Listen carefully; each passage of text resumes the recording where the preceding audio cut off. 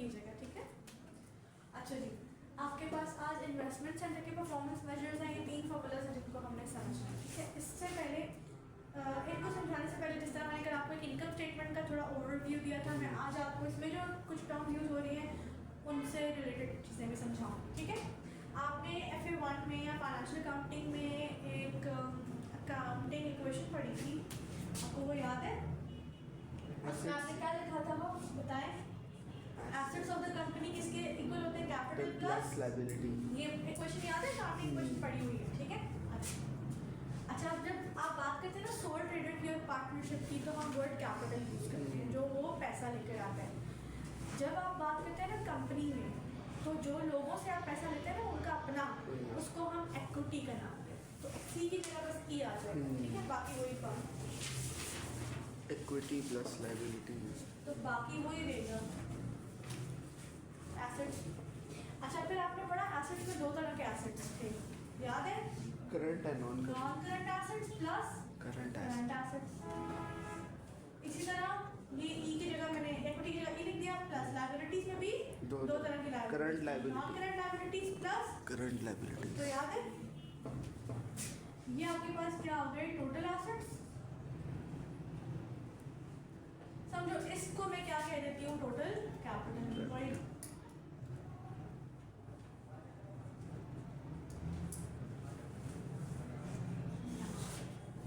फिर अगर मैं क्या करूँ, यही इक्वेशन दोबारा लिखूँ, लेकिन बस एक चेंज कर दूँ कि E प्लस NCL।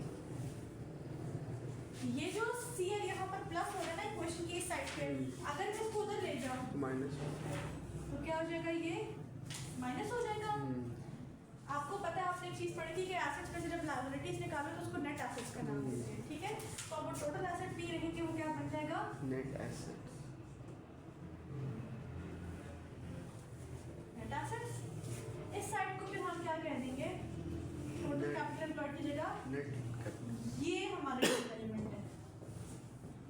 अब आपको कैपिटल एम्प्लॉयड का वर्ड जहाँ पर लिखा हुआ है, आपको समझ जाना चाहिए कि इसका मतलब क्या है। E प्लस NCL, जो आपका अपना रिजर्व है ओनर्स का, प्लस जो आपने बैंक से लोन लिया हुआ है लॉन्ग टर्म, दोनों को ऐड करो, that will be your capital employed. ये वो इन्वेस्टमेंट है जो आपके बिजनेस में, कंपनी में यूज किया, अपना पैसा डाला, लोगों से पैसा लिया, इन्वेस्ट किया।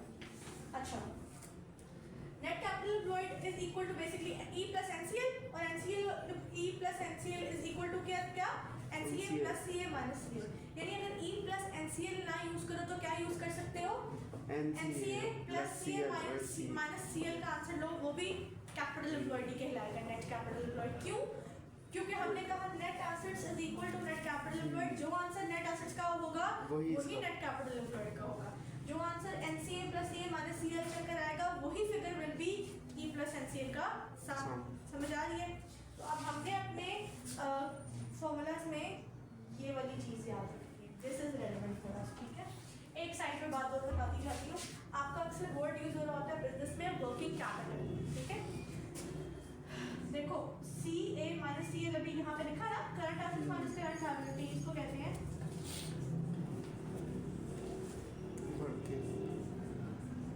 कि वैसे साइड के तौर पे, साइड इन्फॉर्मेशन के तौर पर वर्किंग कैपिटल और A माइनस L को नेट एसेट्स कहा ना, तो current asset minus current liability को नेट करंट एसेट्स कह सकते हैं।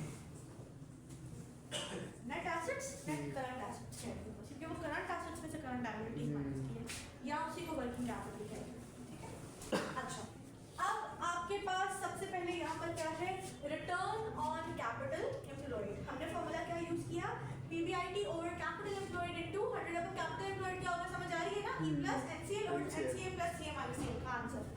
या कैपिटल एम्प्लॉयड की जगह सिंपली नेट एसेट्स का वर्ड भी यूज कर सकते हैं, PBIT over net assets into 100। ये फॉर्मूला आंसर देगा आपको परसेंटेज में, ठीक है। ये क्या बताता है कि देखो जो नीचे क्या दिया, जो इन्वेस्टमेंट है नेट, है ना, जो आप $1 इन्वेस्ट करते हो, every $1 invested in the business, उससे आप कितना क्या जनरेट कर रहे हो? प्रॉफिट, यानी रिटर्न। कितने परसेंट जनरेट किया जा रहा है? $1 से कितना परसेंट रिटर्न? प्रॉफिट यानी रिटर्न जनरेट किया, ठीक है। ये बताएगा return on capital employed. Capital profit generate किया है, कितना प्रॉफिट जनरेट किया है। नीचे फॉर्मूला आपके पास आता है नेट एसेट टर्नओवर। ये क्या बताता है, यहाँ पे भी नीचे कैपिटल एम्प्लॉयड है, जहाँ कैपिटल एम्प्लॉयड आएगा वहाँ पे वही वाली नेट एसेट्स या NCA plus CA minus CL या ई प्लस एनसीएल का वर्ड यूज हो सकता है। ठीक है, अब यहाँ ऊपर क्या लिखा हुआ है, सेल्स। ये आपको बता रहे हैं कि एक एवरी डॉलर जो आप इन्वेस्ट कर रहे हैं, every dollar that you are investing, उससे आप क्या कर रहे हैं, कितना, यहाँ पे ऊपर बताया था प्रॉफिट जनरेट हो रहा है, यहाँ पे आप बता रहे हो कितना रेवेन्यू जनरेट कर रहे हो, कितनी सेल्स जनरेट कर रहे हो। आपने शुरू में एक फॉर्मूला पढ़ा था, क्या मैंने कहा था, कॉस्ट में से प्रॉफिट, कॉस्ट में प्रॉफिट ऐड करते हैं तो सेलिंग प्राइस आती है, कॉस्ट में प्रॉफिट ऐड करते हैं तो सेल्स आती है, सेल्स में से कॉस्ट निकालते हैं तो प्रॉफिट आता है। सेल्स अलग है, प्रॉफिट अलग है।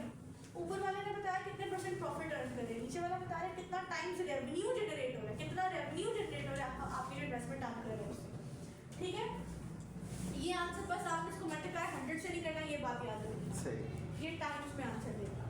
लेट्स से कि आपने इन्वेस्ट किया था 1 लाख और आपने उससे कमाया 4 लाख, प्रॉफिट नहीं, सेल्स अर्न की कितनी, रेवेन्यू जनरेट किया 4 लाख। इसका मतलब आपने अपनी इन्वेस्टमेंट का 4 टाइम्स जनरेट किया है रेवेन्यू, आपने 4 गुना रेवेन्यू जनरेट किया। समझ आ रही? सही। बाकी तो वो चीज़ें वही हैं जो हमने समझी। ठीक है, अच्छा, अब ये टाइम्स में आंसर बताना था कि टाइम में आंसर देगा 4 टाइम्स, मतलब 4 गुना आपने अपनी इन्वेस्टमेंट से सेल्स जनरेट की है, रेवेन्यू जनरेट किया है। ऊपर वाले ने बताया था कितने परसेंट प्रॉफिट जनरेट हुआ, नीचे बता रहे हैं कितनी नंबर ऑफ टाइम्स आपने अपना इन्वेस्टमेंट को डबल किया, ट्रिपल किया, 4 टाइम्स योर इन्वेस्टमेंट आपने सेल्स रेवेन्यू जनरेट किया। ठीक है, नीचे आपके पास थर्ड पे इन्वेस्टमेंट सेंटर का आ जाएगा।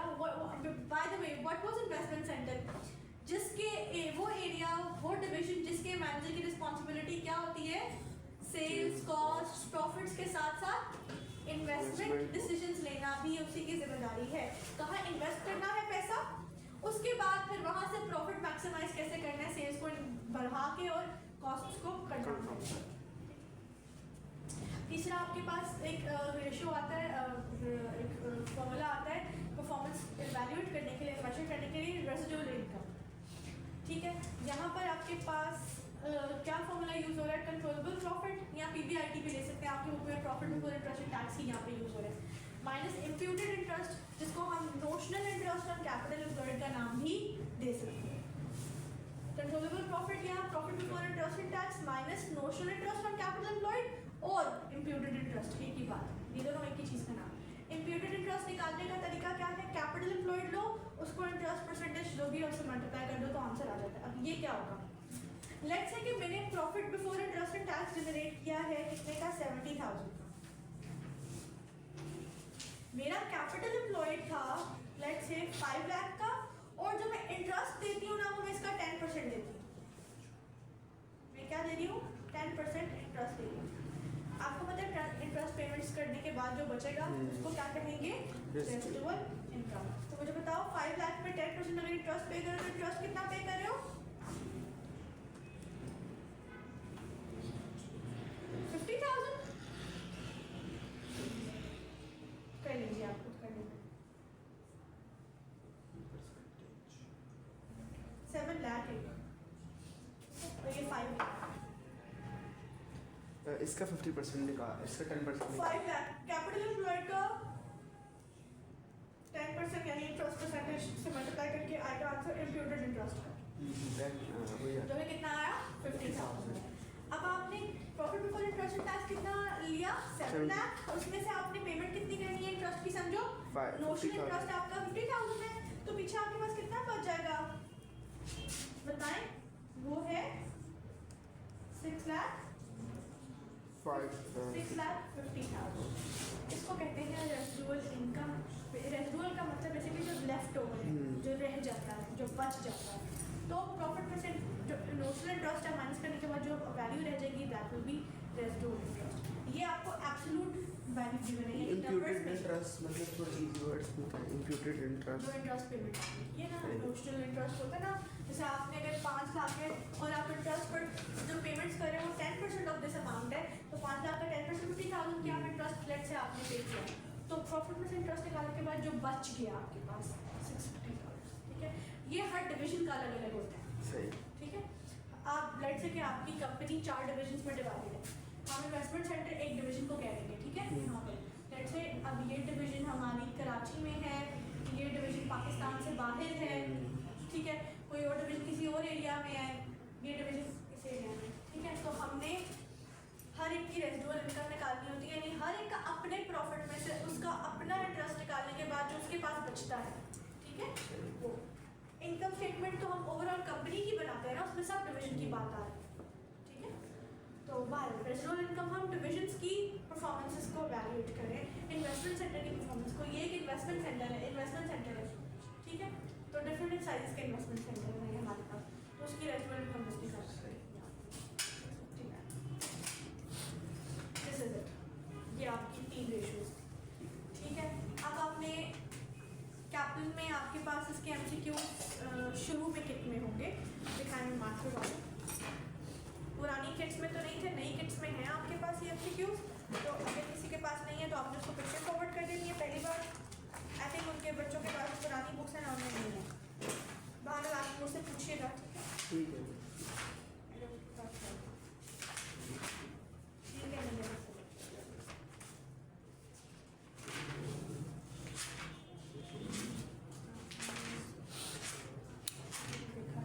एमसीक्यू नंबर 73 to 77 कर लेंगे, ठीक है। ये कॉस्ट क्लासिफिकेशन के बीच में ये हो जाएगा, चैप्टर 10 से रिलेट करें, ये करें, कुछ समझ ना आए तो हमसे डिस्कस करें। इसके अलावा आपने बीपीपी की किट लेनी है, उसमें आपके पास 4 पॉइंट समथिंग के सारे एमसीक्यू जो है ना 4 वाले टॉपिक के, वो इस टॉपिक से रिलेट करें, परफॉर्मेंस मैट्रिक्स से रिलेट करें, वो करें। एमसीक्यू जो नहीं होंगे वो हम इंशाल्लाह क्लास में डिस्कस करें। कुछ एमसीक्यूज ऐसे हैं जिनमें, इसलिए मैंने आपको full fledge net profit margin, operating profit margin, उन सब टर्म्स का भी समझाया था, ठीक है। मैं एक दफ़ा दोबारा रियल टाइम प्रोसेसिंग और बैच प्रोसेसिंग का बता देती हूँ। ये आपकी चैप्टर नंबर 1 में वर्डिंग आई थी, तो आपने मुझसे पूछा कि ये क्या है। तो रियल टाइम प्रोसेसिंग क्या होता है, अगर आप जो भी ट्रांजैक्शन है उनको साथ साथ क्या करें, अपने कंप्यूटराइज सिस्टम में डालते जाएं, रिकॉर्ड करते जाएं, साथ साथ जैसे ही हो वैसे ही रिकॉर्ड कर दिया लेके, तो वो रियल टाइम प्रोसेसिंग कहलाती है।